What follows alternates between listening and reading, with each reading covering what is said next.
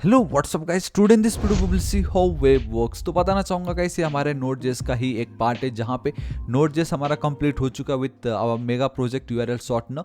तो आज हमें देखना है how web works and then कल से हम देखेंगे एक्सप्रेस.जेएस। तो गाइस मज़ा आने वाला है, ठीक है। तो गाइस ये वीडियो बहुत इंपॉर्टेंट है, प्लीज़ आप इसको एंड तक जरूर देखिएगा।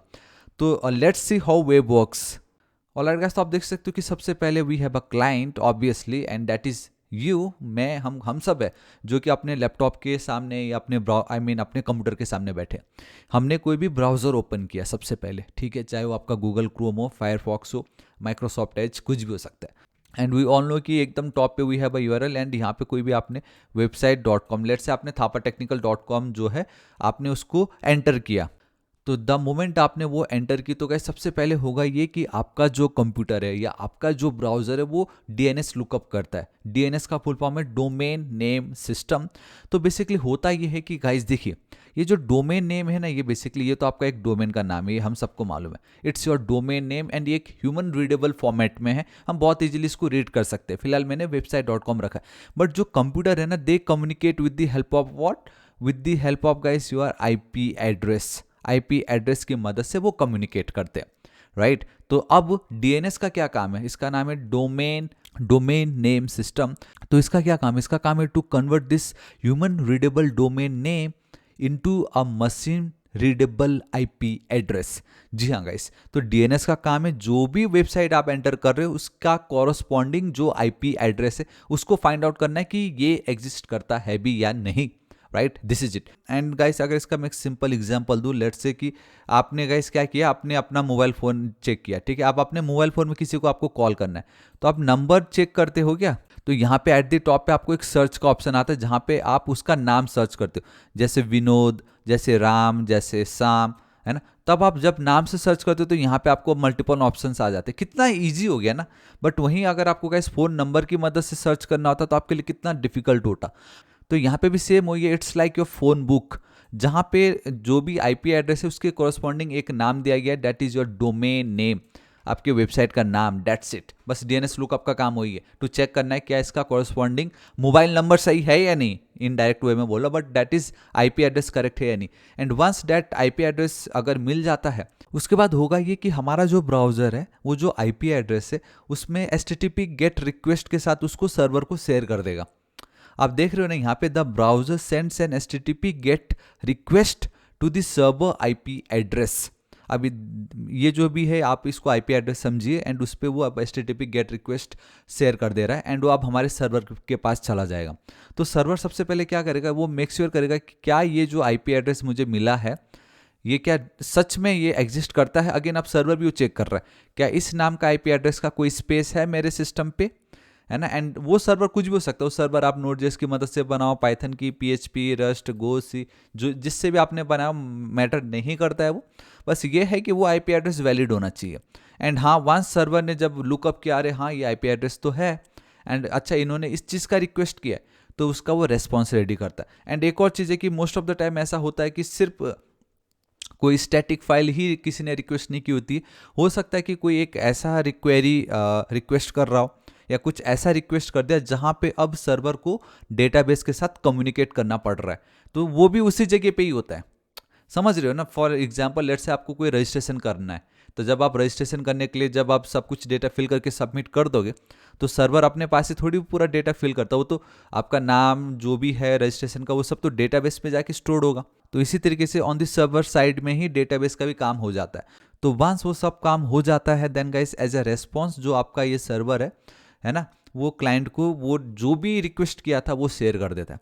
एंड जो वो सेंड करता है वो किसी भी फॉर्मेट में हो सकता है, लाइक HTML के फॉर्मेट में, कोई फाइल फॉर्मेट में, कोई जेसन वाले फॉर्मेट में, कुछ भी हो सकता है। एंड वंस जब वो रेस्पॉन्स मिल जाता है हमारे ब्राउज़र को, तब जो भी रेस्पॉन्स मिला उसको रेंडर करता है एंड हमारे हमारे आई मीन बेसिकली हमारे स्क्रीन पे वो दिखा देता है। तो इस तरीके से आपका ये जो रिक्वेस्ट एंड रेस्पॉन्स का जो साइकिल है वो चलता है। एंड ये बहुत ही बेसिक में आपको मैंने एक्सप्लेन की है, बट एटलीस्ट अगर आपको इतना भी आइडिया है कि कैसे ये काम करता, कि request, DNS lookup, then response, then database किस जगह पे हमें मिलता है and then as a response जब हमें मिलता है, तो इतना भी अगर आपको मालूम, इट्स मोर देन इनफ, ठीक है।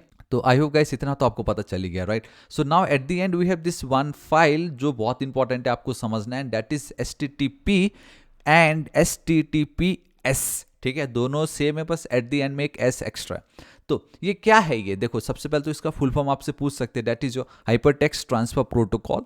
एंड इसका क्या काम है? Is used for transmitting data over the web, मतलब वेब बेसिकली आपका जो वेब में डेटा को ट्रांसमिट करने टाइम ये आपका काम आता है। एंड दूसरा इसका सबसे इंपॉर्टेंट काम है that it defines how request and response जो है शुड लुक लाइक, है ना? And how this server should handle them, कि आपका रिक्वेस्ट एंड रेस्पॉन्स कैसा दिखना चाहिए एंड सर्वर उसको कैसे हैंडल करे, वो सब ये डिफाइन करता है आपका। तो कोई हो सकता है जो आपसे पूछ ले what's the difference between this two things, है ना? तो आप बता दीजिए कि ये जो HTTPS वाला जो है ना, लास्ट में जो एक एक्स्ट्रा एस है, this is nothing but this secure version of your HTTP, that is it. I mean this is it, ये जो एस है just this secure version, secure. And किस तरीके से सिक्योर? तो गाइस आप कभी भी नोटिस करना, जब भी आप काम करते हो अपने वेबसाइट पे, वो ऑलवेज HTTP ही होता है। एंड जब आप अपने वेबसाइट को आप होस्ट करते हो तब वहाँ पे आप SSL सर्टिफिकेट, है ना, जो है इंस्टॉल करते हो, then that becomes your secure website. So ये सेम वही है।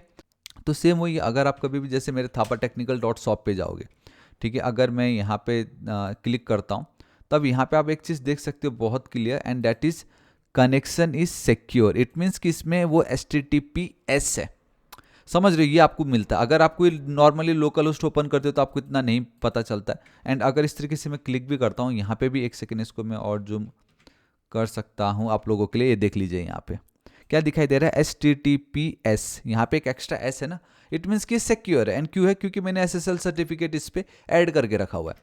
तो यहाँ पे वही है, it just this secure version of your this particular thing and using SSL and TLS encryption to protect data during transmission. ये बहुत इंपॉर्टेंट है गाइस ऐड करना। क्यों? क्योंकि हो सकता है कि अगर आप बिना S वाला जो है ना, बिना S वाले के साथ अगर आप डेटा में कम्युनिकेट, आई मीन वेब में आप कुछ रिक्वेस्ट कर रहे हो या कुछ फाइल शेयर कर रहे हो, तो बीच में मैन इन मिडिल अटैक होता है ना कुछ इस तरीके से, तो वो आपका डेटा जो है गेट कर सकता है। एंड डेटा अगर उसने बीच में ही गेट कर लिया तो उसको तो पूरा मिल गया, क्योंकि वो तो कभी इंक्रिप्ट ही नहीं हुआ, आपने जो लिखा एज इट इज चला गया एंड वो हैकर ने उसको गेट कर लिया, तब गाइस मुसीबत आ जाएगी। बट अगर आप ये S वाला पार्ट यूज़ करते हो, सिक्योर वर्जन, तब वो आपका जो डेटा है ना उसको as it is on the web share नहीं कर रहा होता है, उसको पहले वो इंक्रिप्ट करता है एंड दैट इंक्रिप्ट वर्जन जो है वो from one file to another file वो ट्रांसफर कर रहा होता है। तो इन केस अगर मैन इन मिडिल को अगर आपका वो डेटा बीच में कहीं मिल भी गया तो वो गाइस सर खुजाता रहेगा कि भाई यार इसमें ये लिखा क्या है, उसका काम का नहीं, तो इस तरीके से आपका डेटा बचता है। So that's why it's recommended to always use this secure version. And ये सब तो आप देख ही सकते हो कि ये जो ब्राउजर है सेंड्स एन HTTP या ये जो रिक्वेस्ट है टू दिस सर्वर, थोड़ी देर पहले मैंने आपको बताया था ब्राउजर जो इसी में ही रिक्वेस्ट करता है for a specific resources that may be like your HTML का फाइल या कोई वेब पेज, कोई इमेज, कुछ JSON का फाइल, है ना। And there are many types of HTTP methods like your get, post, put, delete, patch, etc., which we will learn more in detail in future section. For right. So guys, आज इस video के लिए इतना ही, and don't worry, ये सब तो मैं already आपको बता भी चुका हूँ बहुत सब कुछ, है ना।